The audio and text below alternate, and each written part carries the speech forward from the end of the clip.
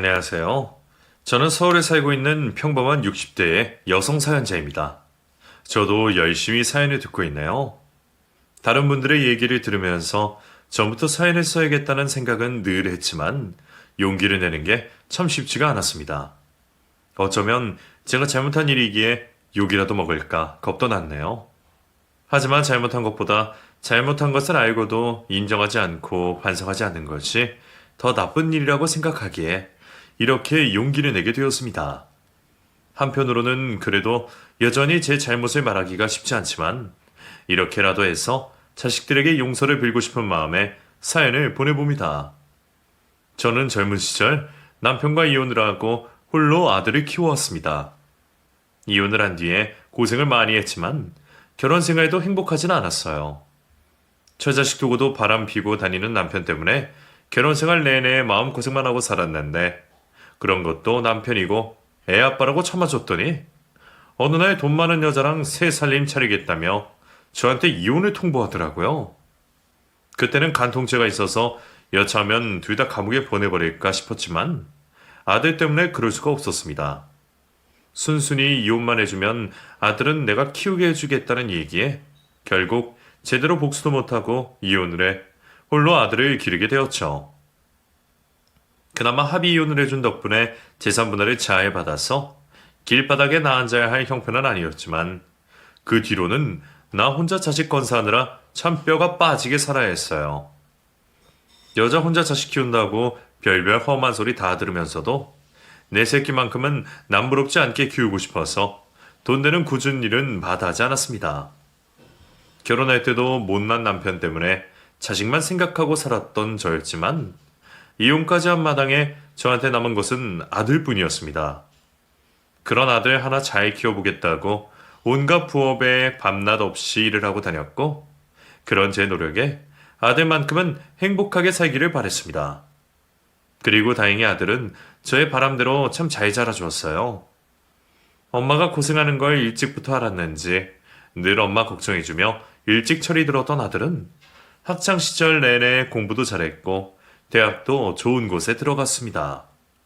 남들 다 부러워하는 명문대에 들어가서도 엄마 고생 덜어주겠다고 아르바이트를 하고 자기 용돈 직접 벌어 다니던 효자였죠.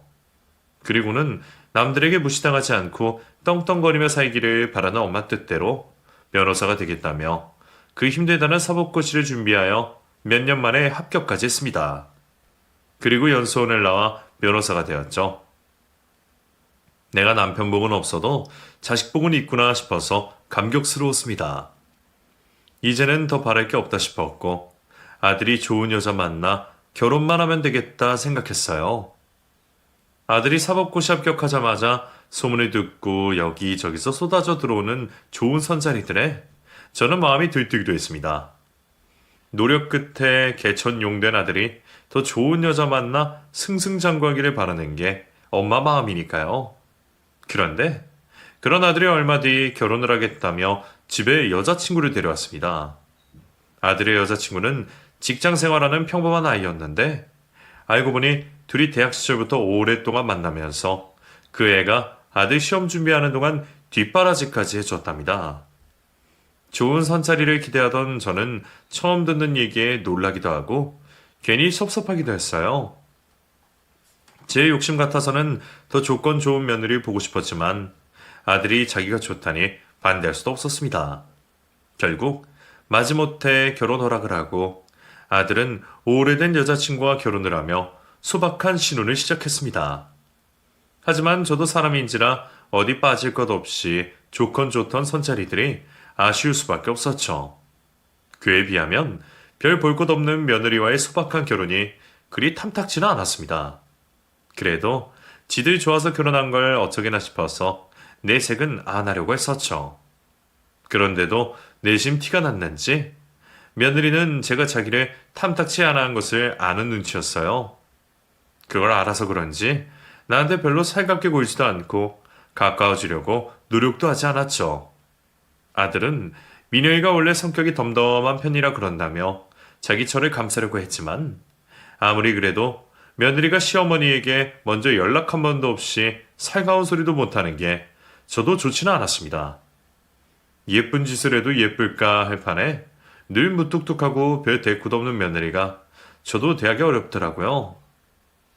그렇다고 요즘에 시어머니들이 며느리에게 잔소리할 수도 없는 거고 그냥 둘이만 잘 살면 되겠지 싶어 저도 욕심을 내려놓았어요.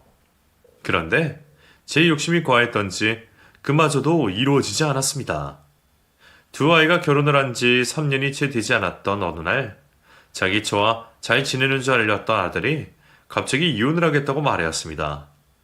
심지어는 제가 모르는 사이에 이미 정리가 다 되었었는지 아들이 이혼 소식에 놀란 제가 아이들의 신혼집으로 찾아갔을 때는 며느리는 없고 며느리 짐도 전부 빠져있는 상황이었어요.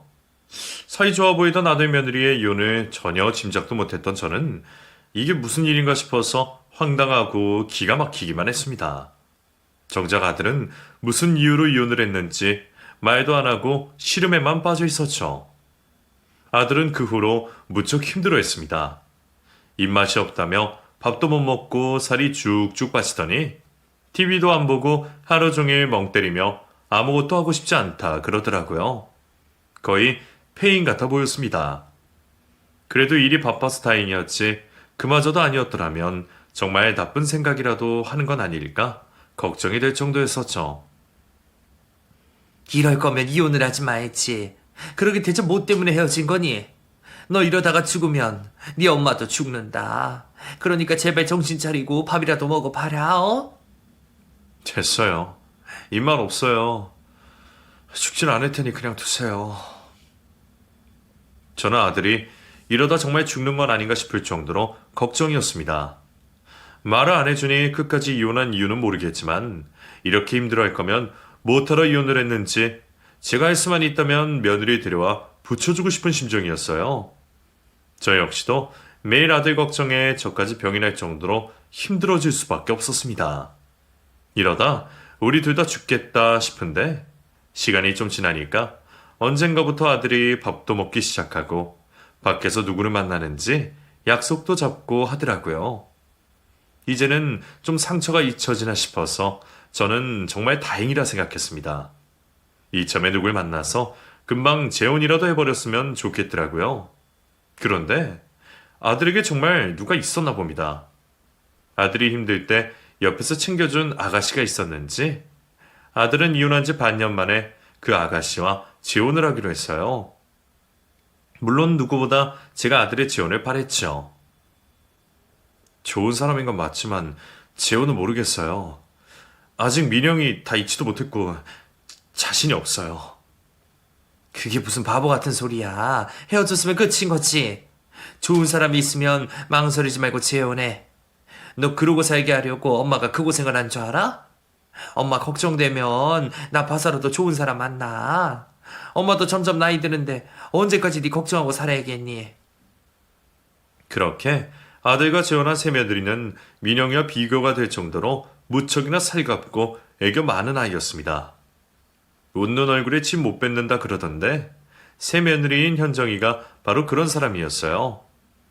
현정이가 민영이에 비해서 야무지거나 똑부러지게 일하는 건 못했지만 늘 웃는 얼굴에 성격 하나는 참 좋다 싶었죠. 그래도 한때 가족이었던 아이를 흉보는 것 같아서 말하기는 조금 조심스럽긴 하지만 민영이에게는 왠지 모를 거리감이 느껴져서 내 며느리인데도 마음 놓고 전화 한번 못하는 것을 생각하면 저는 그런 현정이가 더 가깝고 귀엽게 느껴질 수밖에 없었어요. 그래서 제가 더 두 사람의 재혼을 환영했던 거기도 합니다. 몇 년 결혼 생활을 하지도 않고 자식도 없이 이혼한 우리 아들이 한창 나이에 혼자 있는 건 정말 두고 볼 수 없는 일이었어요. 아들 역시 저희 걱정을 잘 알았는지 저의 바람대로 재혼을 했고 말이에요. 그래서 저는 현정이에게 더욱 고마울 수밖에 없었습니다. 우리 아들이 이혼 경력이 있어도 여전히 남들이 탐낼 신랑감이기는 하겠지만 그래도 결혼 한 번 하지 않은 젊은 처녀가 이혼남에게 시집을 오는 건 쉬운 결정이 아니었을 테니까요. 그런 새 며느리는 선뜻 재혼을 결정하고 심지어는 저를 모시고 살겠다고 하더라고요. 사실 그때 저희 아들이 저희 집에서 지내고 있었어요. 이혼을 할 당시에 상처가 커서 그런지 아니면 당분간 재혼을 할 생각이 없었던 건지 전 저와 살던 신혼집을 세를 주고 제 집에 들어와 있었거든요. 저의 아들 걱정이 더 컸기에 아들이 들어와서 지내면 걱정이 덜해 좋다 하지만 아무리 그래도 다 자라서 결혼까지 했던 자식이 엄마 집에 지내는 건 편하기만 한 일이 아니었을 겁니다. 그런데도 아들은 전처럼 추억이 깃든 그 집에서는 도저히 못 살겠다면서 그 집에 다시 들어갈 생각이 없었죠. 그렇게 아들이 저희 집에서 지내는 사이 지혼의 상대를 찾았고 두 사람이 속전속결로 결혼 얘기가 나올 때까지 아들은 제 곁에 있었습니다. 오피스텔이라도 얻어서 나가면 됐겠지만 아들은 그 즈음 건강이 부쩍 나빠진 제가 걱정되었는지 제 곁을 떠나지 않았네요. 제 나이 들면 여기저기 아픈 게 당연하니 대수롭지 않게 생각했지만 아들은 그게 다 이혼 때문에 부모에게 상처를 준 자기 탓이다 싶었던 모양입니다. 그걸 현정이도 알고 있었는지 둘이 결혼을 해서 나가게 되면 혼자 있게 될 제가 걱정이 된다며 자기가 들어와 살겠다 하는 겁니다. 어머니, 저희 결혼하면 저도 여기 들어와서 살면 어떨까요? 어차피 진석 씨 짐도 다 여기 있고 지금 당장 집 팔고 새 집 얻을 여유도 없을 것 같아서요. 뭐? 우리 집으로 들어오겠다고? 아니 아무리 그렇다고 해도 이제 새로 시작하는 애들이 어떻게 여기서 시작을 하겠니? 니들이 아무리 결혼식 없이 살림만 합치는 거라 그래도 할 건 제대로 해야지. 안 그래도 나는 너희들이 결혼식도 안 하겠다 그래서 내심 마음이 쓰였단 말이다. 그런데 시댁살이를 하겠다니 그게 무슨 말이니? 사실은 다른 것보다 어머니가 걱정돼서 그래요. 어머니가 요즘 부쩍 건강이 안 좋으시다고 진석 씨가 걱정하더라고요. 계속 병원 다니시는 것도 그렇고 혹시나 어머니가 혼자 계시다가 쓰러지기라도 하시면 어쩌나 해서요. 진석 씨가 워낙 어머님을 많이 생각하잖아요. 그래서 저한테 말은 안 해도 걱정하는 게 보여요. 저도 그렇고요. 저희가 나가 살면 어머니는 혼자 계실 텐데 어머니 성격상 저희에게 자주 연락하실 것 같지도 않고 저나 진석 씨도 일 때문에 바쁘다고 자주 못 찾아뵐 것 같아서 말이에요. 그래도 한 집에서 살면 낫지 않을까 싶어서 말씀드리는 거예요. 혹시 불편하셔도 제가 잘할게요, 어머니. 불편이라니 내가 무슨 오히려 네가 불편할까 걱정이지. 어머니가 괜찮다 그러시면 저도 괜찮아요. 저 어머니 많이 좋아하잖아요. 안 그래도 결혼하면 어머니랑 많이 가까워져야겠다 생각했는데 이참에 그냥 같이 살면 더 빨리 가까워질 수 있지 않을까요? 저희 아이 낳으면 어머니가 돌봐주셔도 감사하고요. 그러니까 저희 같이 살아요, 어머니. 예? 며느리가 같이 살자 그러는데 싫어할 시어머니가 어디 있겠습니까? 오히려 제가 미안해서 마음이 불편했지. 내 걱정에 같이 살겠다는 며느리를 말리고 싶지는 않더라고요. 그래서 저는 제 욕심에 시댁살이 하겠다는 며느리를 받아들이기로 했습니다. 그렇게 아들과 새 며느리는 따로 결혼식도 새 신혼집도 없이 재혼을 하게 되었습니다. 그게 어찌나 미안하고 고맙던지 새 며느리가 바라는 것 하나 없이 오히려 시댁살이를 자처했다는 게 제 입장에서는 굉장히 큰 의미였습니다. 요즘 세상에 이런 며느리가 있나 싶을 정도로 참 대단하다 싶었죠. 주변에서도 무뚝뚝하던 며느리 가고 살가운 며느리 왔다며 다들 제 복이라 하더라고요. 아들이 이혼한다 할 때만 해도 아들이 그렇게 된 게 다 내 탓인 것만 같아서 숨도 못 쉴 정도로 고통스러웠는데 이제야 저도 한숨 돌릴 수가 있었네요. 그렇게 저는 며느리와 아들과 한 집살이를 하게 되었습니다. 둘 다 일을 하니 낮에는 저 혼자 한가로운 형편이지만 일 때문에 바쁜 아들이 퇴근이 늦을 때면 매번 저와 며느리 단 둘뿐이었죠. 더군다나 며느리는 자영업을 하고 있어서 일이 자유로운 편이었어요.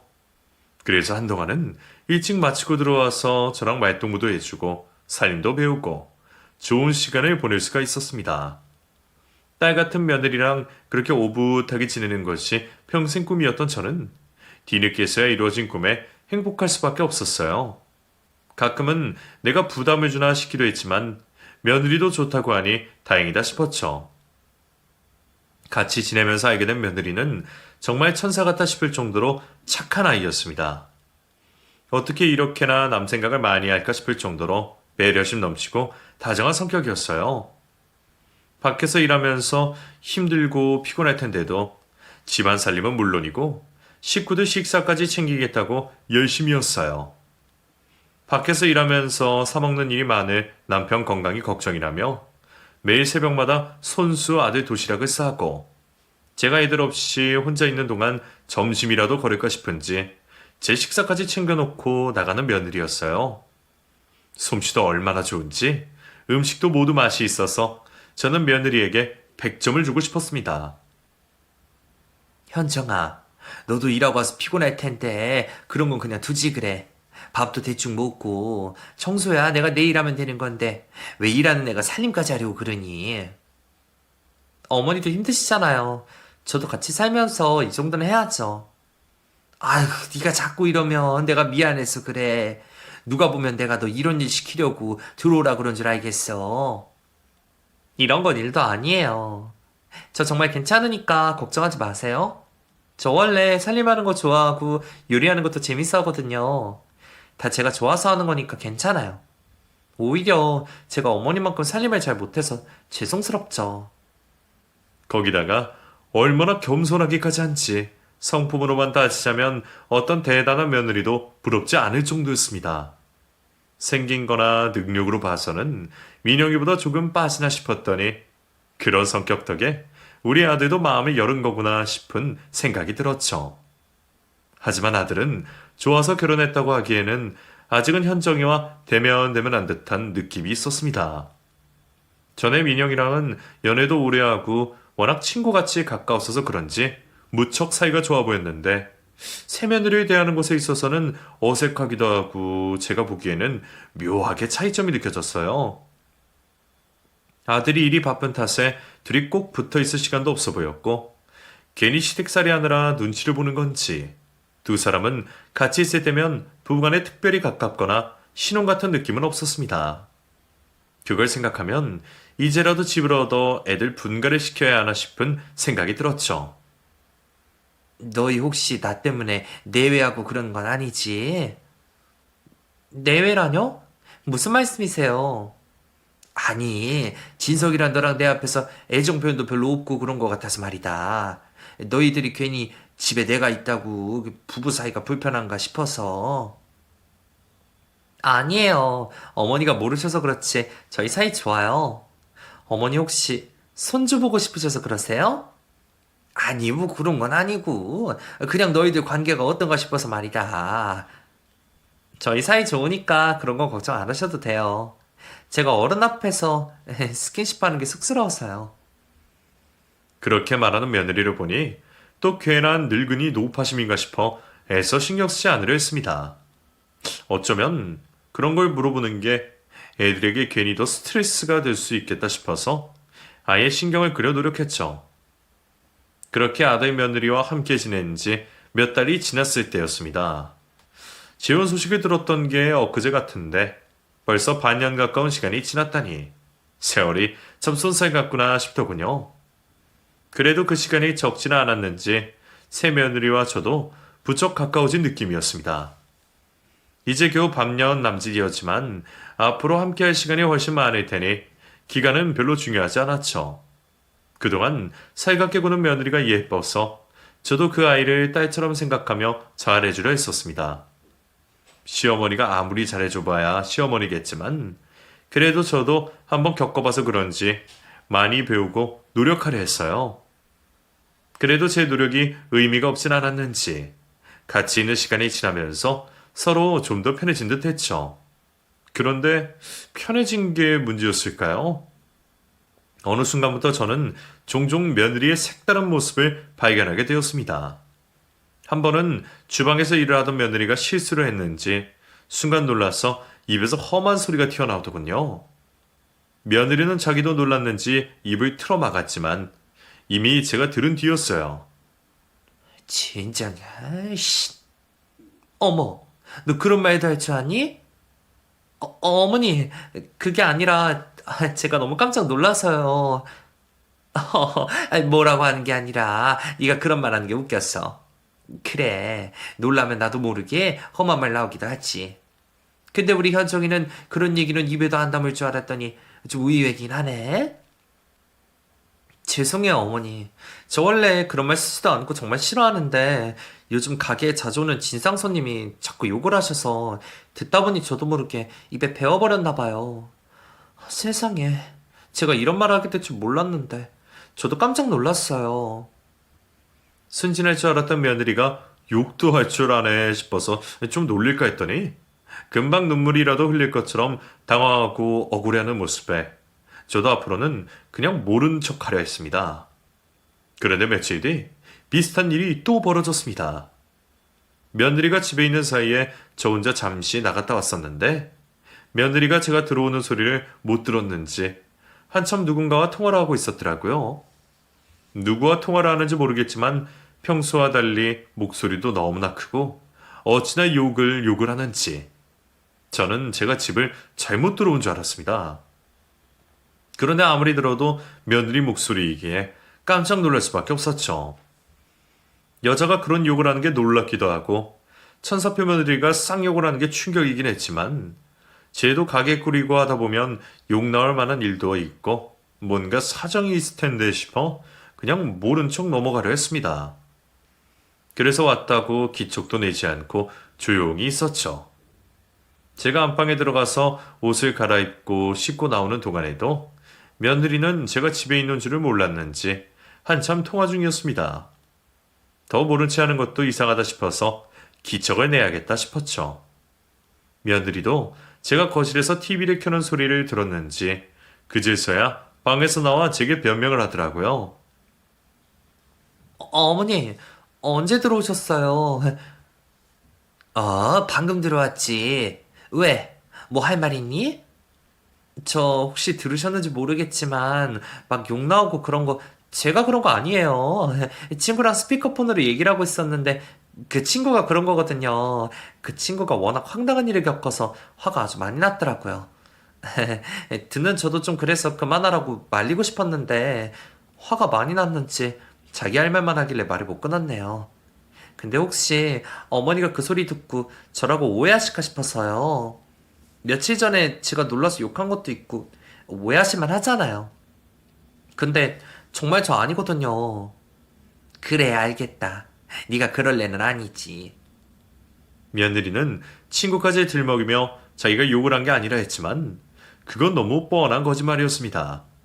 아무리 그래도 제가 반년 가까이 한 집에 살았던 식구 목소리도 구별 못할까 말이에요. 그냥 넘어갈 일을 굳이 거짓말까지 하는 게 이상했지만 걔도 내 앞에서 민망해서 그러는 걸 거라 생각하고 이해해보려 했죠. 그런데 생각하던 이미지가 깨어져서 그런지 그때부터 저는 며느리의 수상한 점을 자꾸 발견하게 되었습니다. 욕 좀 한 걸로 사람을 탓할 건 아니지만 착하고 순진해 보이던 모습과 달라 보이는 건 있었거든요. 그래서 그런지 그때부터 콩깍지가 벗겨지듯 며느리를 달리 보게 되더라고요. 늘 웃고 있던 아이가 순간적으로 잠깐 표정이 싸늘해지는 거라던가 저한테 웃으면서 말을 해놓고 뒤에서 혼자 뭐라 하는 듯한 혼잣말이 자꾸 눈에 띄었습니다. 갑자기 얘가 나를 진짜 걱정하는 게 맞나 싶은 의심까지 들었죠. 생각해보면 그런 건 이전에도 있었던 것 같은데 그때는 제가 그 아이를 좋게만 생각해서 그런지 그런 부분들을 크게 이상하다 생각한 적이 없었어요. 그런데 한번 의심을 하기 시작하니 이 의심이 멈추지가 않더라고요. 하나가 보이면 또 하나가 보이고 신경 써서 지켜볼수록 보이는 며느리의 싸늘함에 저는 결국 며느리를 의심해 볼 수밖에 없었습니다. 전에는 분명 제 건강을 걱정한다 하던 며느리였습니다. 그래서 굳이 불편한 시댁살이를 자처하고 제 건강을 살뜰히 챙겼겠죠. 그런데 자꾸 의심스러운 정황들이 드러나고 저는 며느리의 인성은 물론이고 진심까지 의심을 볼 수밖에 없었습니다. 얘가 혹시 나한테 환심을 사려 속마음을 숨기고 있는 건 아닐까 싶은 생각에 며느리를 테스트해 보기로 했습니다. 쇼를 하면서까지 며느리를 시험해보려 했던 건 미안했지만 그때는 자꾸만 드는 불길함에 그렇게라도 해볼 수밖에 없었어요. 그래서 저와 며느리만 있던 날 저는 며느리 앞에서 갑자기 혈압이 터진 척 쓰러져 버렸습니다. 제가 쓰러지면 어떻게든 살릴 거라며 늘 걱정 말라 말하던 며느리였기에 저는 그때까지만 해도 며느리를 믿고 있었습니다. 아니나 다를까 제가 혈압이 오른 듯 억소리를 내고 바닥에 머리를 쿵 부딪히며 쓰러지자 며느리는 저를 발견하고 놀라 소리를 질렀어요. 어머니, 어머니 괜찮으세요? 저는 여전히 반응 없이 눈을 꾹 감고 있었고 며느리는 저를 흔들어 깨우려 했습니다. 그런데 제가 계속 반응이 없자 며느리는 순간 소리 지르던 것을 멈추고 저를 뻔히 들여다보는 듯 했습니다. 마치 제가 진짜 의식을 잃었나 확인이라도 하는 듯 말이에요. 순간 공포감이 제 몸을 뒤덮었습니다. 당장 119에 신고를 해도 모자랄 판에 애가 뭐라는 건지. 그건 저더러 죽으라 내버려 두겠다는 말밖에 되지 않았으니까요. 그래도 설마 사람이 그럴 리가 있겠나 싶었던 저는 며느리의 한마디 말을 듣고 의심을 확신할 수밖에 없었어요. 진짜 쓰러지셨나 보네. 어머니, 이참에 그냥 죽어주세요. 평소 다정하고 애살 맡던 것과 달리 싸늘하게 식은 목소리로 제가 죽기를 바라는 며느리의 말에 저는 큰 충격을 받을 수밖에 없었습니다. 그 말을 들으니 혹시 며느리가 나한테 무슨 짓을 할까 무서워서 일어날 수도 없었죠. 언제까지 누워 있어야 하는지 걱정하던 그때 누군가 집 초인종을 눌렀습니다. 그리고 며느리는 저를 정말 죽게 내버려 두려는 건지 집에 아무도 없는 척 미동도 안 하고 숨을 죽이고 있었어요. 뛰어나가서 밖에 사람에게 도와달라 하고 싶었지만 저는 공포에 질려 꼼짝할 수가 없었습니다. 그런데 밖에 있던 방문객도 쉽게 갈 생각이 없는 건지 초인종을 몇 번 더 누르더니 밖에서 저를 부르더군요. 어머니, 어머니, 저 민영이에요. 안에 계시면 문 좀 열어주세요. 순간 그 아이의 이름을 들은 저는 안심되는 마음에 벌떡 일어나 현관으로 달려나갔습니다. 집 앞에 서 있는 민영이를 보고 저는 눈물이 날 뻔했습니다. 한때는 원망스러웠던 그 얼굴이 그렇게 반가울 수가 없었죠. 새 며느리가 무서웠던 저는 염치불구하고 민영이에게 도움을 구할 수밖에 없었습니다. 민영아, 나 여기 있다. 나 좀 살려다오. 어머니 왜 그러세요? 집에 무슨 일 있으셨어요? 그 사이 자기 방에 들어가 있던 새 며느리는 현관이 열리는 소리에 그제서야 거실로 뛰어나왔어요. 그리고 제가 의식이 있다는 걸 보고 깜짝 놀라더군요. 그리고 현관문 밖에 서 있는 민영이를 보며 몸을 떨기 시작했습니다. 그 상황에 민영이 역시 뭔가를 알고 있는지 저를 뒤로 세우고 현관문을 걸어 잠궈버렸습니다. 김현정, 네가 여기 왜 있어? 나랑 진석 씨 이간질 시켜놓고 네가 내 대신 진석 씨 옆에 꿰찬 거야. 어머니, 지금 진석 씨한테 연락하세요. 집으로 좀 오라고요. 제가 다 같이 있을 때 긴히 할 얘기가 있거든요. 대체 무슨 얘기인지 모르겠지만 때맞춰 우연히 온 거라 생각했던 민영이가 저희 집을 찾은 다른 이유가 있었던 모양입니다. 뒤늦게 알게 된 새 며느리의 실체에 두려워하던 저는 아이들끼리도 무슨 일이 있었음을 짐작할 수밖에 없었죠. 아들은 민혁의 소식에 바로 집으로 달려오겠다고 했고 그 사이 민영이와 저는 현정이를 붙잡아 두기 위해 애를 썼습니다. 뭐가 찔려서 나가고 싶어하는 건지 감금이라며 집을 나가겠다는 그 애를 붙잡느라 얼마나 힘이 들었는지 몰라요. 다행히 얼마 지나지 않아 아들이 집으로 들어왔고 대치 중이던 저희를 보고 크게 놀라는 듯 했습니다. 특히 우리 집 거실에 있는 전초를 보고 놀란 듯 했죠. 민혁아, 네가 여기 어떻게 있어? 여보, 내가 잘못했어. 내가 당신을 괜히 의심해서 당신한테 말도 안 되는 상처를 줬어. 근데 그게 다 이 여자 때문이었어. 이 여자가 처음부터 우리 두 사람의 이간질하고 나를 이혼시킨 거라고.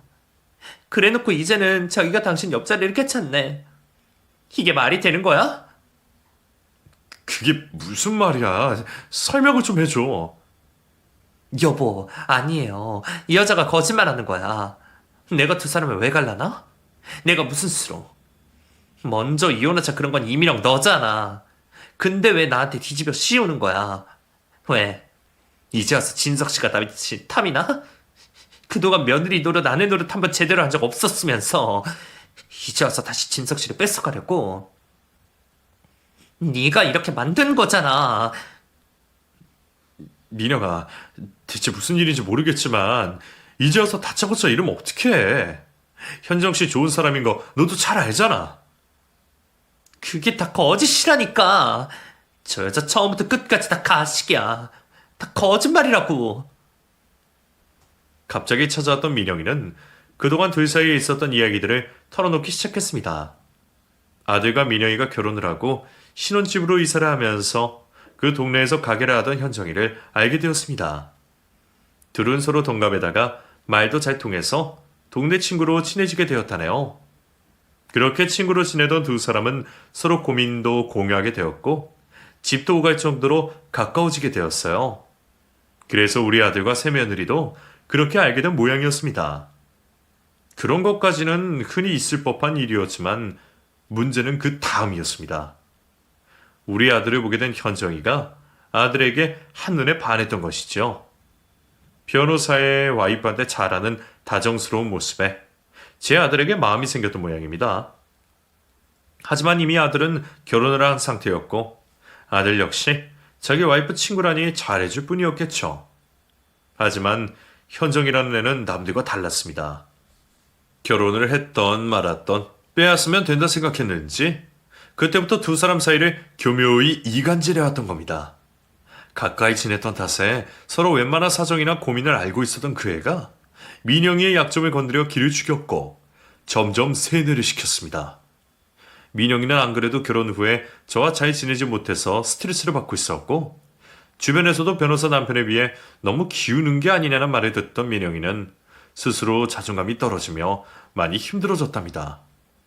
그런 민영이의 반응에 현정이는 더더욱 둘 사이를 벌려놓으려 했고 어느 날부터인가 우리 아들이 바람을 피고 있다며 민영이를 흔들기 시작했어요. 처음에는 믿지 않았던 민영이도 직접 보여주는 증거와 의심에 결국 그 얘기를 믿고 말았고 남편에게 배신당한 상처에 말도 꺼내지 못하고 그저 우리 아들이 행복해지기를 바라며 이혼을 요구했던 겁니다. 그런 사정을 모르던 아들은 이유도 듣지 못한 채 와이프의 요구를 들어줄 수밖에 없었고 오히려 자신이 버림받았다 생각하며 무척 힘들어할 수밖에 없었죠. 그리고 현정이가 그런 틈을 파고들어 우리 아들의 마음을 얻으려 했던 겁니다. 얘기를 들어보니 우리 아들은 애초에 별로 재혼 생각도 없고 현정이에게 애정도 별로 느끼지 못했던 것 같은데 재혼을 바라는 저 때문에 다 포기하는 심정으로 재혼을 결정했던 모양입니다. 어머니 걱정에 재혼을 결정한 아들을 파악하고서 아들 마음을 얻겠다고 시어머니를 모시겠다며 합각까지 했던 거죠. 저야 이제라도 막 새며느리의 실체에 알게 되었으니 민영이 말이 다 진짜일 것이라 예상할 수 있었지만 그동안 새며느리의 좋은 점만 봐왔던 제 아들은 그 말을 쉽게 믿을 수가 없었을 겁니다. 하지만 전처에 대한 애정도 남아있는지 선뜻 누구 편도 들지 못하고 혼란스러워하고 있었어요. 그런 저의 아들의 모습에 용기를 얻은 것인지 당장 잘못을 인정하고 빌어도 모자랄 그 아이가 되려 당당하다 나오고 있었습니다. 이민영, 거짓말 좀 그만해. 대체 왜 이렇게 하는지 모르겠지만 괜한 사람 음해하지 마. 너 때문에 진석 씨가 그동안 얼마나 힘들었는지 알기나 해? 너한테 상처받아서 밥도 못 먹고 잠도 못 자던 사람 겨우 살려놓은 게 나야. 근데 그런 사람이 이제 와서 그러면 안 되는 거지. 진석 씨, 그래도 진석 씨는 저 믿죠. 어머니도 말씀 좀 해주세요. 저 정말 좋은 며느리였잖아요. 너 지금 나한테 네 편 들어달라 이거냐? 너 정말 염치가 없구나. 내가 이 일은 나중에 얘기하려 그랬는데 안 되겠네. 너 조금 전까지 나 쓰러진 거 모른 척 했지 않냐? 나더러 차라리 죽어달라 그런 거 내가 못 들었을 거라 생각하고 이러는 거니? 어머니, 의식이 계속 있으셨어요? 그래, 내가 너 테스트 해보려고 그랬다. 겉으로는 천사처럼 하고는 뒤에서 자꾸 호박씨를 까는 것 같길래 혹시나 싶어서 시험해봤더니 네가 어떻게 나한테 그럴 수가 있냐. 내가 걱정돼서 이 집 들어와 살겠다 그러더니 그런 애가 나더러 죽으라고 그래. 내가 네 본심을 이제서야 알았구나. 아니에요, 어머니. 실수였어요. 민영이의 얘기와 저희 얘기까지 듣게 된 아들은 그제서야 현정이의 실체를 알게 되었고 무척이나 큰 충격을 받아 했습니다.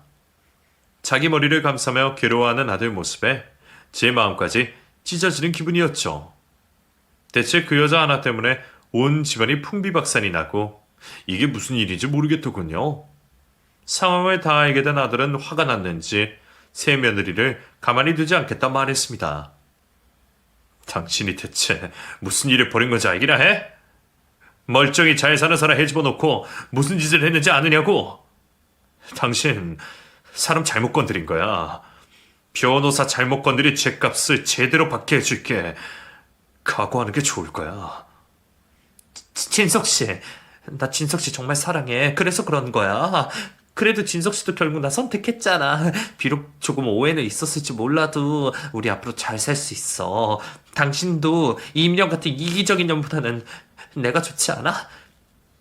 나는 당신한테 다 맞춰줄 수 있어. 당신 때문에 맞지도 않는 살림하고 귀찮은 시어머니까지 견뎠는데 당신이 나 버리면 안 되잖아. 여태 다 가식이었어. 이제는 더 숨길 생각도 없구나. 그래. 어차피 나도 당신 사랑해서 결혼한 거 아니니까 됐어.